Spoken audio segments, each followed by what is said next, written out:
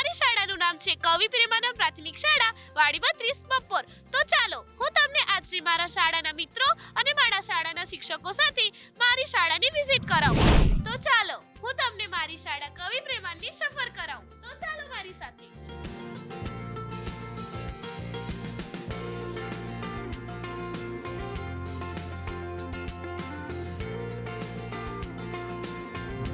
તો ચાલો આપણે સૌપ્રથમ સરસ્વતી માતાની મૂર્તિ જોઈએ. તો આ મૂર્તિની શું વિશેષતા છે એ આપણે અવંતિકા મેડમ દ્વારા જાણીશું. તમે જોવો છો આ સરસ મજાની મૂર્તિ સરસ્વતી માતાની. સરસ્વતી માતા એટલે આપણી વિદ્યાની દેવી, જ્ઞાનની દેવી, જે આપણને જ્ઞાન પીરસે છે. બાળકો દરરોજ શાળાએ આવે છે, સરસ્વતી માતાની મૂર્તિ જોવે છે અને તેમને જ્ઞાન મળે એવા આશીર્વાદ લે છે માતાજી સાથે. આપણે સરસ્વતી માતાની મૂર્તિ વિશે જાણ્યું. હવે આપણે શાળાની શરૂઆત કરીએ. તો હવે મારી મિત્ર રાજલ શાળાના સુવિચારથી આપણે શાળાના સફરની શરૂઆત કરીએ. અમારા શાળાની શુભ સવાર થાય છે નવા સુવિચારથી, અને આજનો સુવિચાર છે સાચા અને સારા વિચાર સાથે ઉઠાવેલ પગલું તમને સફળતા તરફ જ લઈ જશે. ચાલો તો હું આપ સૌને લઈ જાઉં પ્રાર્થના ખંડમાં.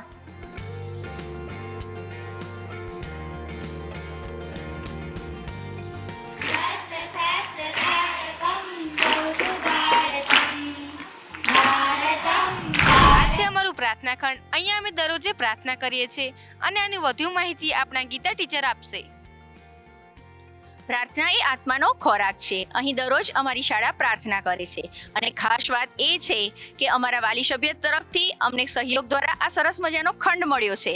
અને અત્યારે NEP 2020 અંતર્ગત મૂલ્યલક્ષી શિક્ષણ માટે અમારી શાળા છેલ્લા કેટલાય વર્ષોથી શ્રીમદ ભગવદ્ ગીતાના શ્લોકોનું દરરોજ પઠન કરે છે. અને આવો સાંભળીએ બાળકો પાસે જ આ શ્લોકોનું પઠન.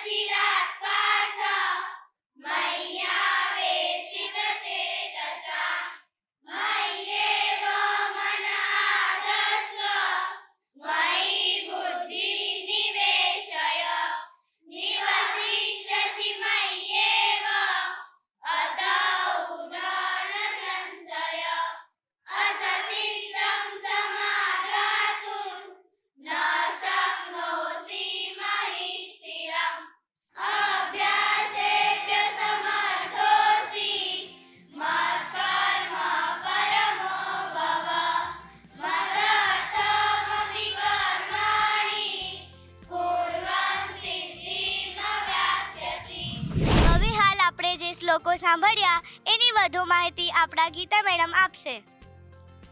સરસ મજાના આ શ્લોકો સાંભળવાની કેવી મજા આવી. આ શ્લોકો બાળકો છેલ્લા 8 વર્ષથી ભણે છે અને આ છે શ્રીમદ ભગવદ્ ગીતાના શ્લોકો. શ્રીમદ ભગવદ્ ગીતા એક માનવ ગ્રંથ છે અને આમ કહીએ તો એ આપણા સમગ્ર માનવ જાતિ માટેનું મેન્યુઅલ છે. બાળકોમાં સારા સંસ્કારનું સિંચન થાય તે માટે અમે કરેલો આ એક પ્રયોગ છે. બાળકો આવા વિવિધ અધ્યાય અને વિવિધ શ્લોકોની સ્પર્ધા પણ રાખીએ ત્યારે ત્યાં પણ વિજેતા થાય છે અને આ નાના નાના ભૂલકાઓના મોઢે આવા સરસ શ્લોકો સાંભળીને આખી શાળાનું વાતાવરણ ખૂબ જ પ્રફુલ્લિત થઈ જાય છે. હવે આપણે પ્રાર્થના ખંડની મુલાકાતથી આપણે મધ્યાહન ભોજનની મુલાકાત લઈશું. તો ચાલો હું મારા મિત્રો અને મારા શિક્ષકો સાથે મધ્યાહન ભોજનની મુલાકાત લઈએ.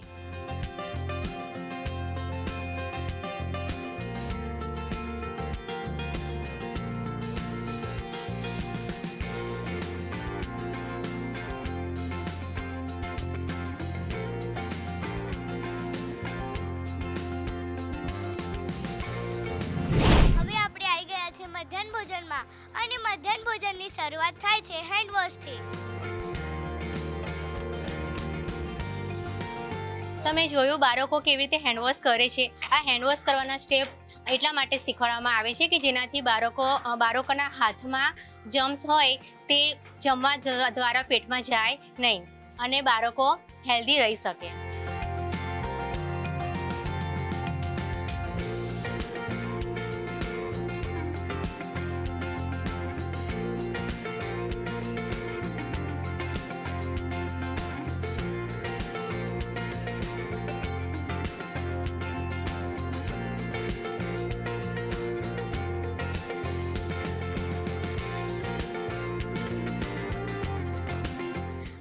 અહીં તમે જોઈ શકો છો કે બધા સાથે બેસીને જમી રહ્યા છે. અહીં અઠવાડિયાનું દરેક અલગ અલગ મેનુ હોય છે. તે અમને અક્ષય પાત્ર દ્વારા મળેલ છે. આજનું મેનુ છે દૂધી ચણાની દાળ, ભાત અને રોટલી. જો તમે જોઈ શકો છો કે અહીં બધા સાથે બેસીને જમી રહ્યા છે.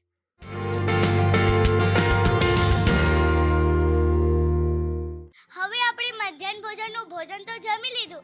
હવે આપણે શાળાની વર્ગખંડની મુલાકાત લઈએ, જેમાં પ્રથમ છે બાલવાડી. એ અવંતિકા મેડમ બાલવાડીની મુલાકાત કરાવશે.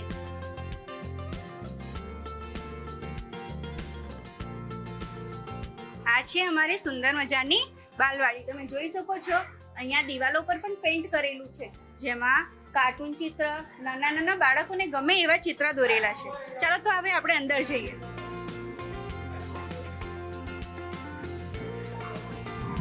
આ છે અમારી સ્માર્ટ બાલવાડી. કેમ સ્માર્ટ? તમે જોઈ શકો છો અહીંયા દિવાલો પર ક, ખ, ગ, પછી આપણે જે બોડીના પાર્ટ્સ છે એ બધું લગાવેલું છે અને રંગીન ચિત્ર સાથે લગાવેલું છે, એટલે બાળકે સમજી શકે.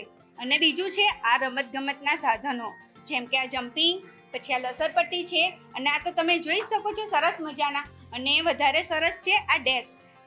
આ ડેસ્ક પર બાળકો સાથે બેસીને રમત પણ કરી શકે છે અને જ્ઞાન પણ મેળવી શકે છે. પછી આ છે ટીવી. ટીવીમાં રાઇમ્સ સાંભળે છે અને જ્ઞાન પણ મેળવે છે. એમાં જોઈએ ને આપણે ગમ્મત સાથે જ્ઞાન. પછી આ બાજુ તમે આવશો એટલે આ છે મણકા ઘોડી. એના દ્વારા બાળકો ગણતરી શીખી શકે છે. પછી આ છે આ છે ફ્રૂટના આકારો, એને લગાવીને સમજી શકે છે. એના લીધે અમે આ બાલવાડીને સ્માર્ટ કહીએ છીએ કે બાળક એ શીખી શકે છે. અહીંયા છે આપણે રોજિંદા જીવનમાં જે કરીએ છીએ તે છે સવારે વહેલા ઉઠો, દિવસમાં 2 વખત બ્રશ કરો. એના દ્વારા બાળકોમાં સારી નવી ટેવો પડે.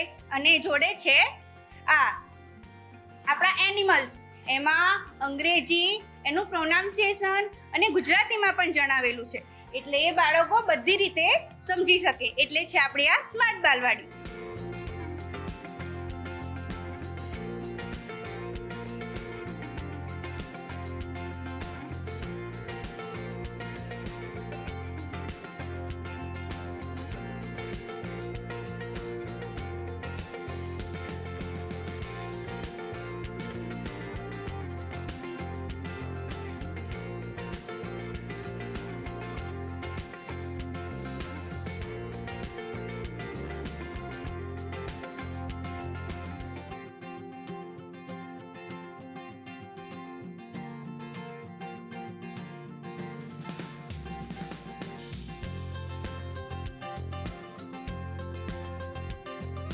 સ્માર્ટ બાલવાડી તમને અવંતિકા મેડમે બધું સમજાવ્યું અને જણાવ્યું. તો હવે આપણે જઈએ બાલવાટિકામાં. તો મારી સાથે ચાલો.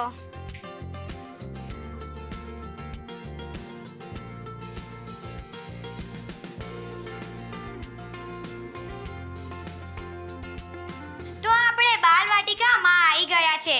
તો તેમાં રમવાના સાધનો ખૂબ જ રંગબેરંગી છે અને અહીંયા કેટલું બધું જોવાડે છે. અહીંયા આ સાધનો છે, અહીંયા જોવાડે છે શરીરના અંગો, અહીંયા પ્રાણીઓના ચિત્રો, અહીંયા નાના નાના બાળકો રમે છે.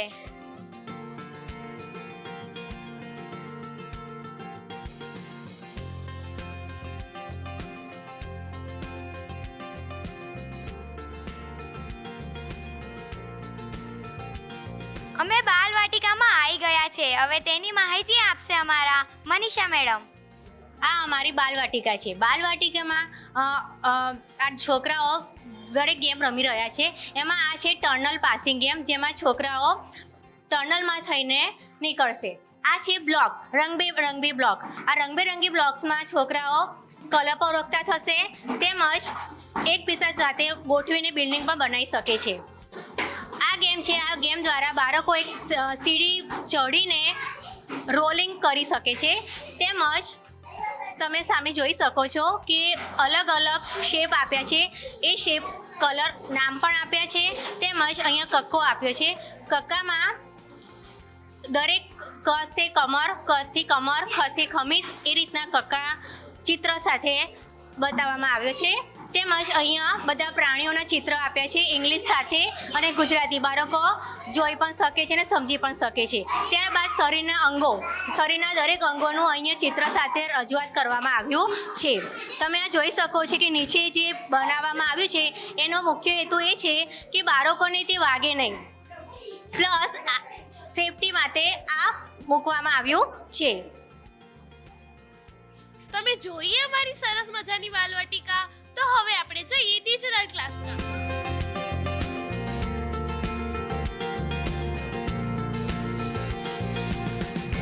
તો આપણે ડિજિટલ ક્લાસમાં જઈએ છીએ. આ છે ધોરણ 5. તો ચાલો આપણે જઈએ ધોરણ 5માં. જો તો આપણે આ અમારી શાળાનો ધોરણ 5 બનો વર્ગ છે અને આ છે ડિજિટલ બોર્ડ. કેમ ડિજિટલ? બધે ડિજિટલ બોર્ડ તો છે અમારી શાળામાં, પણ આનો ઉપયોગ કરીને બાળક નવું શીખી શકે છે. આના ઉપયોગ દ્વારા ઇન્ટરનેટ પરની માહિતી દ્વારા એ બાળક જે શીખે છે એમાં વધારે ઊંડાણમાંથી એ માહિતી કાઢી શકે છે. અને અમારા આ ક્લાસમાં બાળકોને પણ ડિજિટલ બોર્ડ યુઝ કરતા આવડે છે. અને ચા બેટા ધ્રુવી બતાવી જોઈ. આ વ્હાઇટ બોર્ડ છે. આને ચાલુ કરીએ તો આપણે ઘણી બધી વસ્તુનો ઉપયોગ કરી શકીએ છીએ.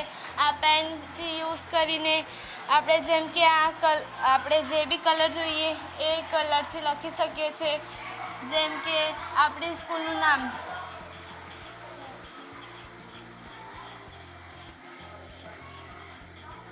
પછી આ ઇરેઝર છે.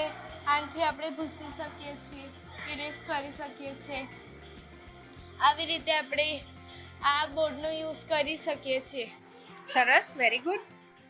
હવે જોયું તમે કે આ બાળકી પોતે ડિજિટલ બોર્ડ યુઝ કરી શકે છે. શાળામાં શિક્ષકો પણ નહીં, બાળકો પણ બોર્ડ યુઝ કરીને જાતે શીખી શકે છે. આના ઉપરાંત અહીંયા ટૂલ્સ છે. જે ટૂલ્સમાં અમે અહીંયાથી પરિકર છે એમાં વર્તુળ દોરી શકીએ છીએ.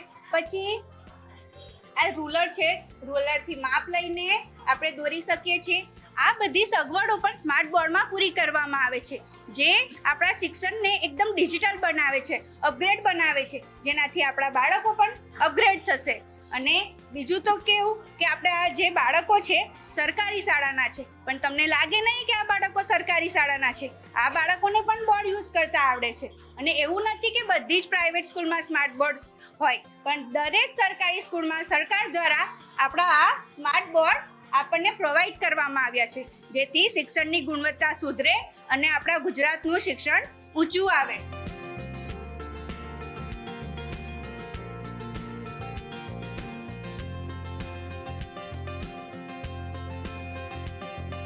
અવંતિકા મેડમે તમને ડિજિટલ ક્લાસ બતાવ્યો. હવે આપણે કોમ્પ્યુટર રૂમ તરફ જઈશું.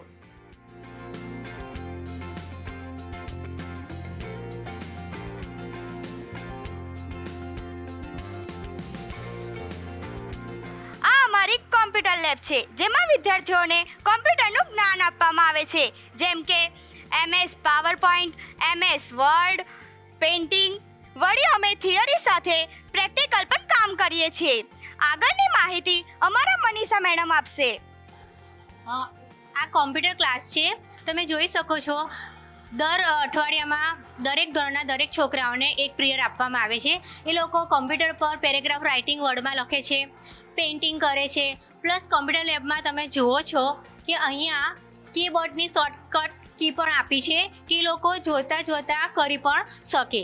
તેમજ અમે લોકો સ્માર્ટ ટીવી છે, એ સ્માર્ટ ટીવી આધારિત એ છોકરાઓને સ્માર્ટ ટીવીમાં બતાવીને કરીએ છીએ કે તમે આ રીતે ઓપન કરી શકો છો. ઈમેલ છે પણ બતાવીએ છીએ કે તમે કોઈનો ઈમેલ આવ્યો હોય તો મેલનો જવાબ તમે કેવી રીતે આપી શકો. આ ઉપરાંત જોઈ શકો છો દરેક પીસી પર દરેક બાળકો બેઠા છે, એ લોકો બધી જ એક્ટિવિટી કરે છે. અહીંયા પણ આ સાઈડ લેબમાં માઇક્રોસોફ્ટની Excel, Word, PowerPoint, Outlook, Paint આ બધું જ અમે બાળકોને કરાવીએ છીએ એટલા માટે કે બાળકો આ કરીને એમના જીવનમાં આગળ વધી શકે. અત્યારે ડિજિટલ યુગ છે, આ યુગમાં બાળકોને આ વિશે જ્ઞાન હોવું ખૂબ આવશ્યક છે. અમારી આ સ્કૂલ પ્રાઇવેટ સ્કૂલની સરખામણીમાં જ આવે છે એમ કહીએ તો પણ ચાલે, કારણ કે અહીંયા 3 થી 8 ધોરણમાં દરેક બાળકોને અહીંયા લઈ આવવામાં આવે છે. આ કોમ્પ્યુટર લેબમાં એસી પણ છે, તેમજ કોમ્પ્યુટરના સ્પેશિયલ ટીચર પણ આવે છે કે દરેક ધોરણના બાળકોને પાવરપોઈન્ટ, MS વર્ડ, પેઇન્ટિંગ એવું બધું સામાન્ય જ્ઞાન પણ ધોરણ વાઇઝ શીખવાડવામાં આવે છે. અને એટલા જ માટે જ નગર પ્રાથમિક શિક્ષણ સમિતિની સ્કૂલ આખા ગુજરાતમાં પ્રખ્યાત બની રહી છે.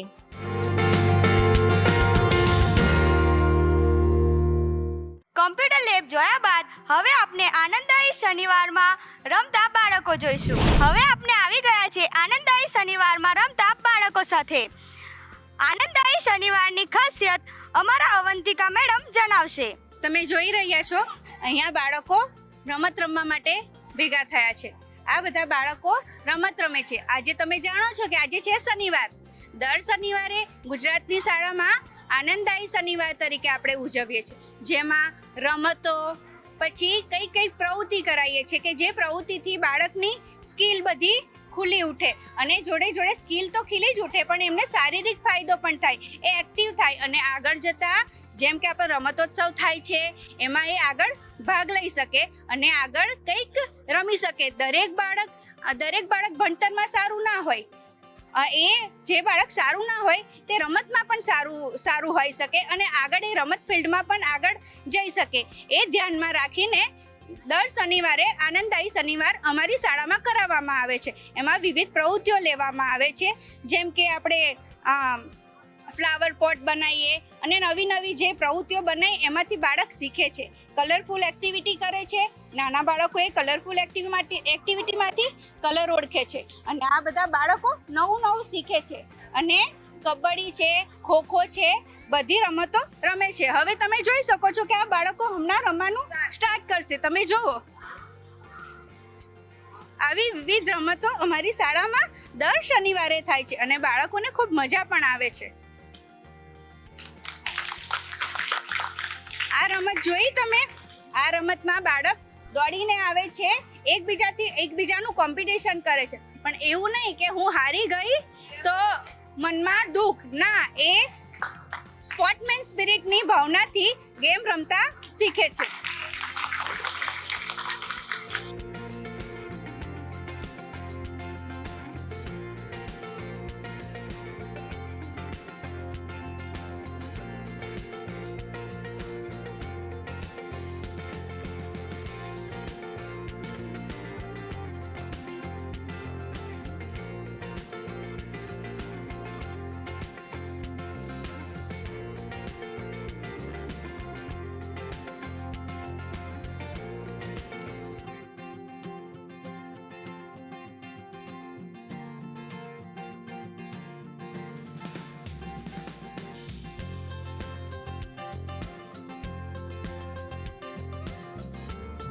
અમારી શાળામાં દર શનિવારે બાળકો અહીંયા રમવા આવે છે અને રમવા આવે છે તો બધા ખુશખુશાલ થઈ જાય છે બાળકો.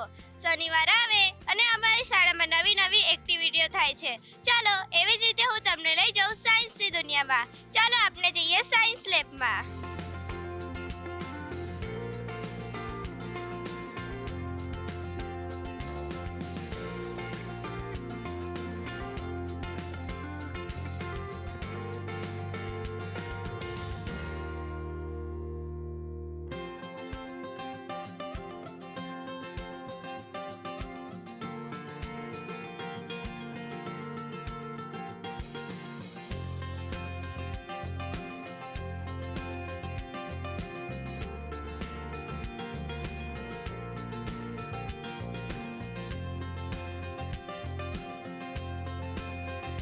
તો હવે આપણે આવી ગયા છે સાયન્સ લેબમાં. આ છે સાયન્સની અદ્ભુત દુનિયા. તો આના વિશે તમને માહિતી આપશે અવંતિકા મેડમ. તમે જોઈ શકો છો આ છે અમારી સાયન્સ લેબ. ત્યાં ઘણા બધા મોડલ છે.